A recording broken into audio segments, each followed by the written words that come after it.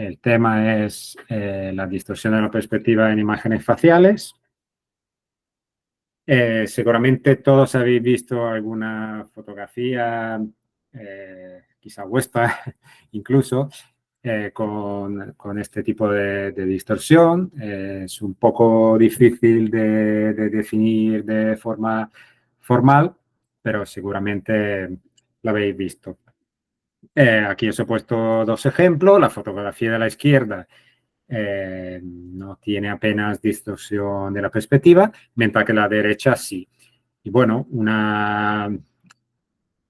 nuestra percepción nos dice que la imagen de la derecha tiene una pinta como poco natural, nos resulta extraña, nos llama la atención y no nos parece lo que vemos de una persona cuando la encontramos por la calle. El objetivo de esta charla es, primero, bueno, describir de una manera precisa la distorsión de perspectiva, luego explicar y dar una intuición de por qué se produce y cuál es exactamente su efecto. Bueno, luego finalmente podemos ver que si hay alguna manera de aliviar los problemas que produce el análisis de fotografías faciales. Entonces, aquí tenéis dos ejemplos. Aquí os he puesto 4 donde vemos que a medida que nos movemos de izquierda a derecha, esta distorsión pues aumenta. Entonces, no es algo on-off, sino que es algo que puede ser gradual. ¿Vale? Y vamos un poco a ver a qué se debe. Y lo primero que quiero aclarar es que no es un defecto, no se debe a un defecto ni de la cámara de foto ni del objetivo. No es una cuestión de calidad, no es que una cámara buena no lo tiene y una mala sí. Esto no es cierto. Cualquier cámara lo va a producir. Y además no se debe de ningún parámetro incorrecto de la cámara. Entonces no se puede solucionar simplemente cambiando algún parámetro ni de la cámara ni de la lente. Y en realidad, el único factor de que depende que veamos distorsión de perspectiva es la distancia entre el sujeto y la cámara. Vamos a ver. En concreto, estas 4 fotos pues, se han sacado a distancias distintas, empezando por 2 metros, la imagen de la izquierda que apenas tiene distorsión de perspectiva, y hemos ido bajando hasta la derecha, que hemos sacado a 30 centímetros, y que, pues, donde tiene un montón de distorsión de perspectiva. También se nota que cambia el fondo, pero bueno, eso es un efecto colateral, vamos a decirlo. Ahora voy a dar una explicación y una intuición de por qué ocurre esto. Realmente es muy sencillo. Voy a empezar por un principio básico de la fotografía. Por suerte no tenemos aquí que entrar en tema de óptica ni nada muy complejo. Simplemente recordar, si tenemos una fotografía, en este caso, pues estamos viendo un dibujo, debe ser lo mismo. Si estuviéramos viendo una fotografía de 3 manzanas idénticas, el tamaño aparente, o sea, es decir, el tamaño que cada manzana tiene en la imagen, en la fotografía, pues depende inversamente, es proporcional en forma inversa a su distancia de la cámara. Entonces, por ejemplo, la primera manzana, que es bastante alta, pues será el doble de alto de la tercera manzana. Eso nos dice directamente que su distancia a la cámara tiene que ser el doble. ¿Vale? Bueno, la manzana lejana está al doble de la distancia, por lo tanto es una relación lineal. ¿Vale? Si dobla una cosa, la otra acaba siendo la mitad. Bueno, esto era con objetos que en la realidad son del mismo tamaño y en general para objetos de tamaño distinto hablamos de la magnificación. La magnificación básicamente sería ratio entre el tamaño real, el tamaño, pues si yo fuera a medirlo con una regla, y el tamaño que tienen en una fotografía. La magnificación es inversamente proporcional a la distancia. Esa es la idea clave, yo creo que es bastante intuitiva. Y ahora vamos a ver qué ocurre en una fotografía facial, y vamos a decir que ponemos la cámara muy lejos. Vamos a fijarnos en la distancia que hay entre la cámara y la nariz y la distancia entre la cámara y las orejas. Estoy usando la punta de la nariz y las orejas, en este caso, un poco como el punto más cercano y más lejano a la cámara, por decir que toda la cara está entre la nariz y las orejas en ese tipo de fotografía, ¿no? Con la nariz delante y las orejas atrás. Entonces, describe como el inicio y final de la región de la cara, ¿vale? Entonces, si dibujamos esa distancia, vemos que las distancias son bastante parecidas, no son exactamente iguales, pero como la cámara está muy lejos, hemos dicho en este ejemplo, las distancias acaban siendo parecidas y por lo tanto, por el principio que hemos dicho antes, la magnificación de toda la parte de la cara va a ser prácticamente la misma, ¿vale? Magnificación de la nariz va a ser la misma de las orejas. Bien, ese es el caso bueno. Ahora vamos a ver qué pasa cuando sacamos una fotografía de muy cerca. Pues en este caso vemos que la distancia de la cámara a la nariz es pequeña y de la cámara a las orejas, en comparación, puede ser incluso el doble. O sea, ya no se parecen esas distancias y por lo tanto la magnificación de la zona de la nariz es mucho más grande de la magnificación de las orejas. Es decir, que en tamaño relativo la nariz va a ser dentro de la imagen mucho más grande de lo que es y en cambio las orejas van a ser más pequeñas de lo que son. Entonces, eso da a la cara de la persona una apariencia distorsionada porque de repente, por una parte parece más pequeña de lo que es y otra parte parece más grande de lo que es. ¿Vale? Esa es un poco la clave de la distorsión de perspectiva dentro de una imagen facial.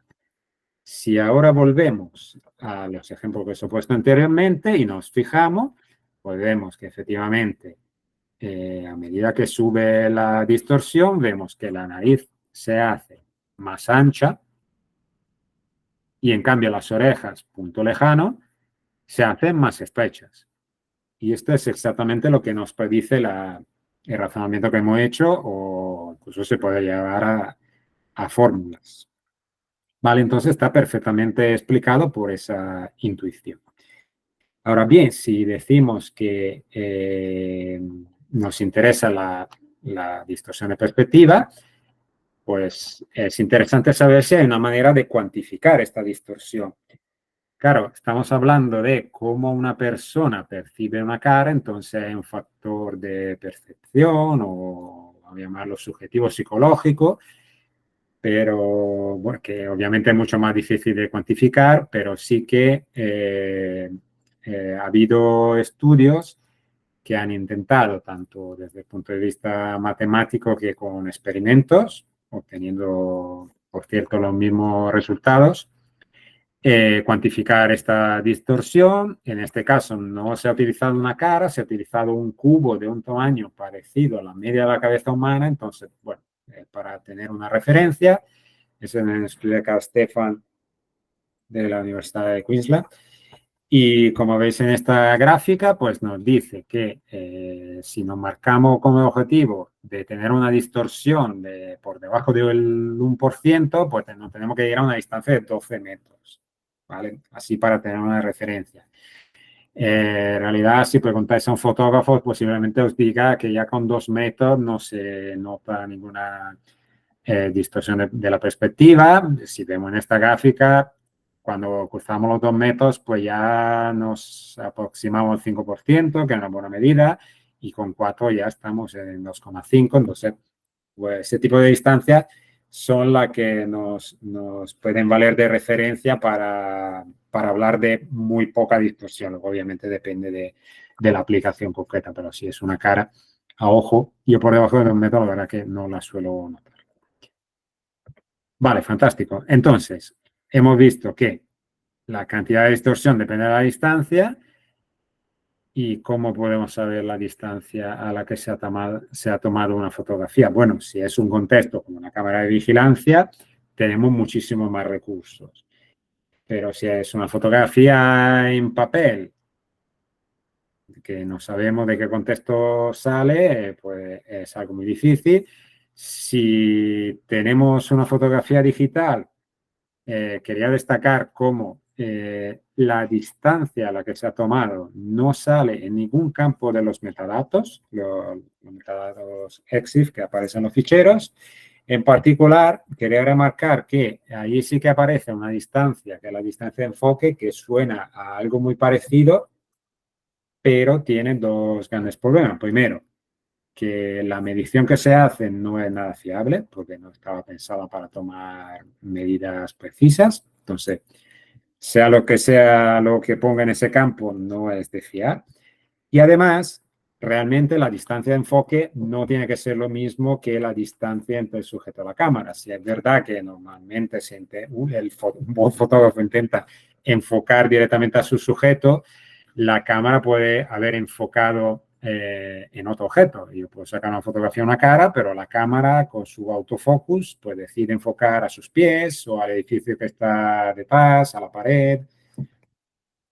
Entonces realmente no, incluso si esa medición fuera fiable, que no lo es, pues tampoco podemos utilizar ese campo. Entonces no hay manera, simplemente mirando los metadatos, en resumen, de saber la distancia a la que he sacado. Hay algunos métodos bastante recientes en la literatura científica. Quiero mencionar dos. Uno es uno a través de Carl Stefan, que se basa en medir la fisura palpebral, que en los humanos de forma muy aproximada, en los adultos es más o menos constante, entonces nos vale como referencia. Necesitamos saber qué tipo de lente se ha utilizado y se puede hacer un cálculo. Funciona bastante bien en fotos frontales y ya en fotos oblicuas no. Y luego hay otro método que, bueno, para ser transparente, lo ha desarrollado un compañero y incluso yo estoy entre los autores. Es un método de inteligencia artificial que, otra vez, sabiendo el tipo de lente, bueno, la distancia focal concretamente, de forma automática, mediante inteligencia artificial, es capaz de estimar la distancia entre la cámara y el sujeto. ¿Vale? Esos son dos recursos que existen y están disponibles.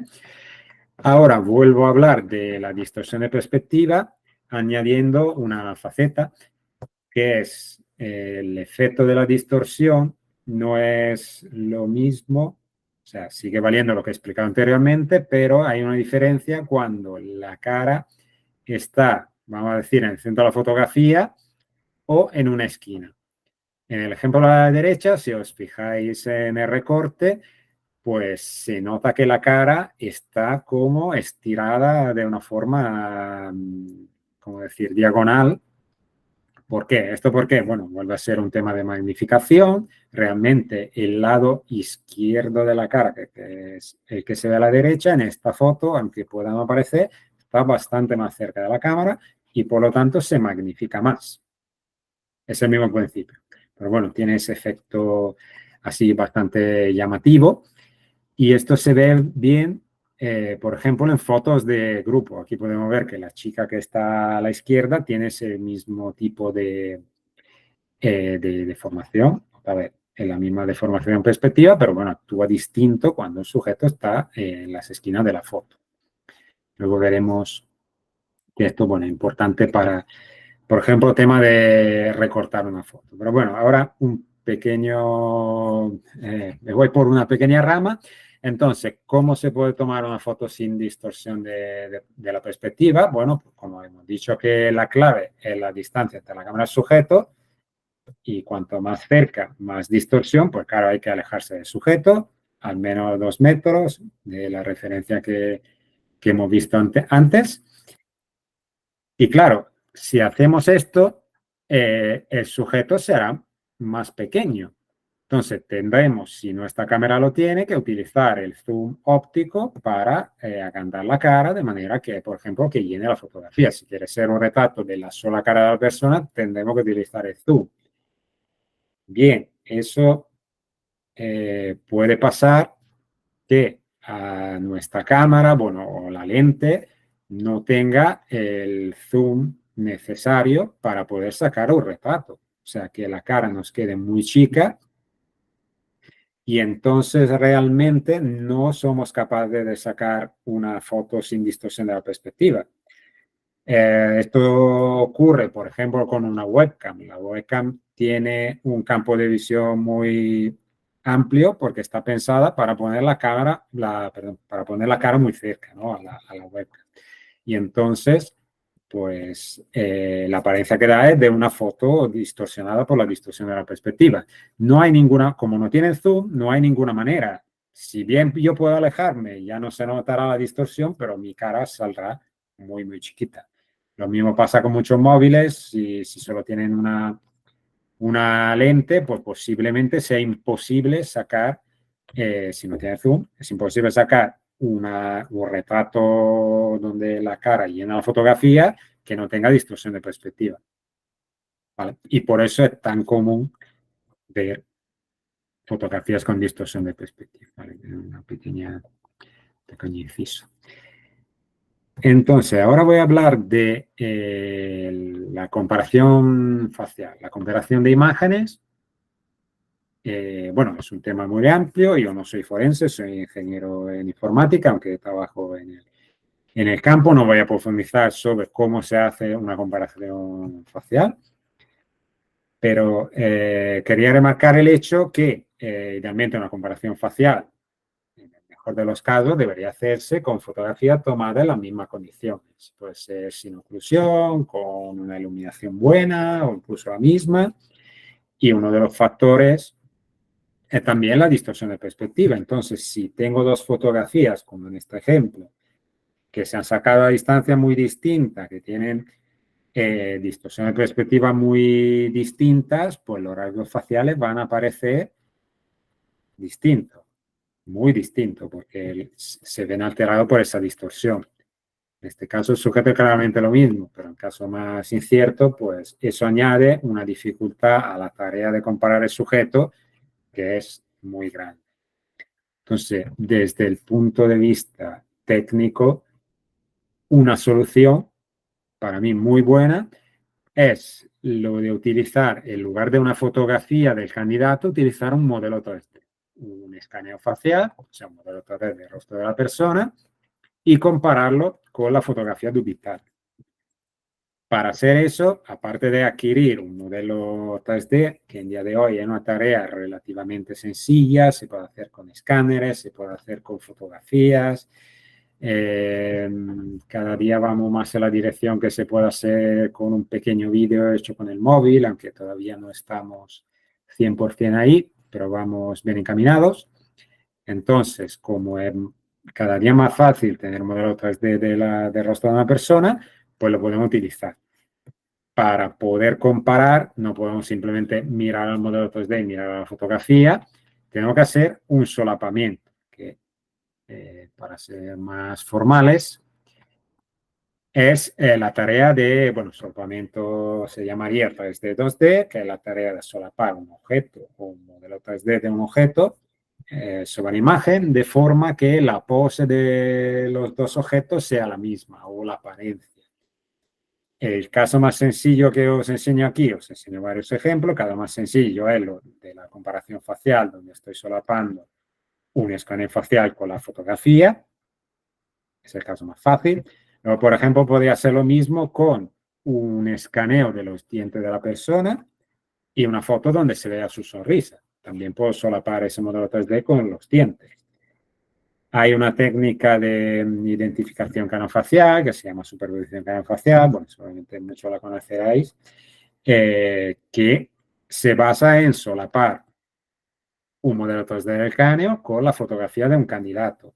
Obviamente tiene que tener la misma pose y hay que tener en cuenta que ahí la comparación no es tan directa como una cara con una cara, pero hay criterios que te pueden decir, en ciertos casos, pues si es la misma persona o no, hablando mal y pronto. Y quizá una cosa más sorprendente aún, se puede hacer lo mismo con radiografías. Yo puedo utilizar un modelo 3D de un hueso y puedo solaparlo con una radiografía. aunque la radiografía tenga aspectos muy distintos de una fotografía, pues la distorsión de perspectiva le afecta absolutamente de la misma manera y un poco la fórmula matemática que están detrás son sorprendentemente exactamente las mismas. Vale, pues ¿cómo se lleva a cabo un solapamiento? Pues a primera vista uno pensaría que puedo abrir un programa para visualizar modelo 3D, me pongo la foto de fondo y simplemente pues voy rotando el modelo, ajustando la pose y la posición y finalmente esto llegará a encajar. Claro, eso puede que funcione cuando la fotografía no tiene distorsión de perspectiva, porque normalmente en un visualizador pues se ve el modelo 3D con ninguna o poca distorsión de perspectiva, pero no va a funcionar cuando la fotografía con la que estáis trabajando tiene mucha distorsión de perspectiva. Lo que haría falta es, bueno, lo que hace falta es pues deformar ese modelo 3D de la misma forma que si apareciera en una fotografía, la misma fotografía, o sea, tomada las mismas condiciones, la misma distancia, con la misma lente, con el mismo ángulo. Y por suerte se puede hacer esto. Eso conlleva hablar de las condiciones fotográficas en las que se han sacado esas fotografías. Eso, bueno, en ingeniería se llama estimación de los parámetros de la cámara, ¿no? Que es el término que se utiliza para decir condiciones en las que se ha sacado la fotografía. Bien, pues pongo aquí la lista. Los primeros son muy fáciles, pues simplemente saber dónde estaba la cámara o el modelo 3D con respecto a la cámara, saber su orientación. Y luego tenemos tres, un poco más difíciles, la distancia focal, que explico a continuación, la distancia entre la cámara y el sujeto, ya hemos hablado de ella, y luego el punto principal que vemos al final de esta parte. Bueno, pues la distancia focal es un poco el término técnico para hablar del zoom que tiene esa cámara. Es bueno, técnicamente la distancia focal de la lente de la cámara, pero por suerte no tenemos aquí que entrar en ningún tema de óptica.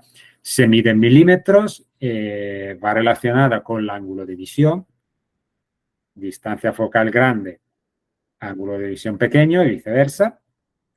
Y bueno, valores normales pueden estar para un retrato, pueden estar entre 18 y 300. Y bueno, algo a tener en cuenta que los metadatos sí que se encuentra ese valor. Normalmente está grabado ahí.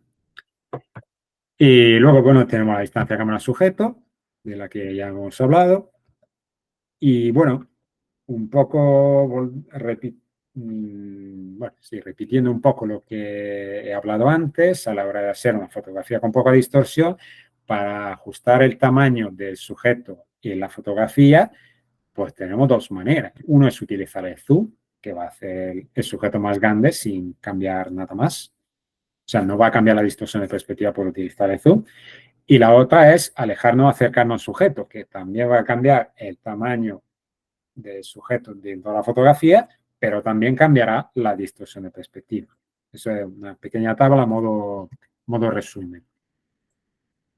Vale, y finalmente llegamos al tema del punto principal, que es un término técnico de óptica y tiene que ver con los recortes. Este es el ejemplo que os he enseñado antes, donde tenemos, bueno, pues dos fotografías, donde el efecto de la distorsión de perspectiva es distinto, porque en un caso la cara está en el medio de la foto y en otro está en una esquina. Ahora bien, si estas fotografías hubiesen sido recortadas, pues yo ya no sabría que en un caso la cara está en el medio de la fotografía, en el otro está en una esquina. Entonces, ¿qué pasa? Yo recibo estas fotografías, le pongo un modelo 3D encima, le pongo la distancia a la cámara correcta y lo que veo es que en una de las fotografías, el ejemplo de la izquierda que estamos viendo ahora, ya no encaja porque no tiene ese estiramiento diagonal que ocurre en las esquinas. Yo, bueno, pues utilizando mi conocimiento, sabiendo que ese fenómeno ocurre, en un caso tan exagerado como este, puedo decir, bueno, esto es recorte que viene de una esquina, ¿vale? Pero claro, es una dificultad adicional. Entonces, se puede reproducir ajustando este punto principal, que es el nombre del parámetro que básicamente viene a decir que la foto ha sido recortada y cuánto. Pero claro, que era una dificultad esta. Entonces, una recomendación y algo muy importante para nosotros que trabajamos en este tema es que cuando almacenéis una fotografía, pues no la recortéis. Es muy común que se acaben siendo recortadas porque uno puede pensar, bueno, ¿para qué voy a manejar una imagen tan grande cuando finalmente solo necesito ver la cara? Pero claro, esto no queda un gran problema a la hora de luego trabajar con esas fotografías. Vale, pues ya hemos terminado con los parámetros de la cámara. Ahora os voy a enseñar cómo esta tarea de solapamiento, aparte que de forma manual con la herramienta adecuada, que bueno, inciso, pues claro, yo trabajo para Panacea y Panacea comercializa un software y desarrolla un software que se dedica a hacer solapamiento 3D, 2D con un interfaz específico que os ayuda en cada paso. También tenemos un método automático, que es lo que voy a enseñar ahora, y esto se basa en landmarks. Landmarks, que bueno, son puntos anatómicos que se utilizan en análisis facial. En este caso hace falta que se localicen tanto en la fotografía como en el modelo 3D, que también tenemos algoritmos de inteligencia artificial que lo hacen de forma automática. Y una vez que lo tenemos, pues nuestro algoritmo de solapamiento es capaz de solapar perfectamente estos dos objetos, pues basándose en los landmarks, con el principio que los landmarks, como son puntos, como son los mismos puntos, pues tienen que estar perfectamente solapados. Eso es el criterio. Y explotando ese criterio, pues podemos hacer el solapamiento de forma automática. Perfecto. Este proceso no vale solo para comparar una cara con una cara, o sea, no solo en comparación facial forense, sino que también lo que explicaba anteriormente se puede aplicar a superposición facial, a radiografía comparativa, a cierta forma de comparación dental, bueno, con algún cambio en la técnica, por ejemplo, en superposición craneofacial, pues ya no tenemos una cara en el modelo 3D, tenemos un cráneo, lo queremos solapar con la fotografía. Para hacer el solapamiento, pues volvemos a utilizar landmarks, pero ya no se trata exactamente de los mismos puntos, se trata de landmarks faciales y craneales que sabemos que se corresponden en la anatomía. Claro, se corresponden separados por la capa de tejido blando facial bueno, que constituye la cara, ¿no? Entonces, se puede hacer el mismo proceso que he descrito anteriormente para solapar una cara con una cara, pero hay que tener en cuenta el grosor y la dirección que tiene ese tejido facial. Aquí os he puesto un ejemplo, ¿no? Tenemos la fotografía con sus landmarks y en modelo 3D pues tiene sus landmarks y las direcciones de ese tejido blando. Y nada, básicamente con el mismo proceso se lleva a cabo el solapamiento. Bien, si ya vamos a radiografía, pues lo que tendríamos es, por un lado, una radiografía y la versión 3D puede ser o bien un escaneo 3D de un hueso o también puede ser una cavidad como los senos frontales que están en el cráneo, que no se puede, que siendo una cavidad no se pueden escanear directamente, pero, por ejemplo, de una imagen de un TAC, de una imagen de tomografía computarizada, pues se puede sacar también y se puede aplicar el mismo proceso. En este caso, lo que nos pasamos en la silueta del hueso dentro de la radiografía. Pues bueno, eso se debe al hecho que una radiografía pues guarda cierta similitud con una fotografía. Tiene que imaginar que en lugar del emisor de rayos X, pues hay la lente en una cámara, el hueso está ahí en el medio y la placa es el sensor de la cámara, ¿vale? Sigue las mismas leyes y si hablamos simplemente de la silueta, lo que pasa en una radiografía produce la misma silueta de que si yo pusiera una cámara delante del modelo 3D del hueso y entonces, explotando esta similitud, pues se puede aplicar el mismo proceso. En este caso no estamos utilizando landmark, estamos utilizando una silueta, pero hay métodos de inteligencia artificial que te ajustan la posición del hueso y los otros parámetros para que las dos siluetas se encajen. Bueno, pues eso era todo lo que tengo en esta presentación. Espero que os haya gustado y estoy ahora a disposición para cualquier pregunta que tengáis. Seguro que se ha quedado alguna dudilla por ahí.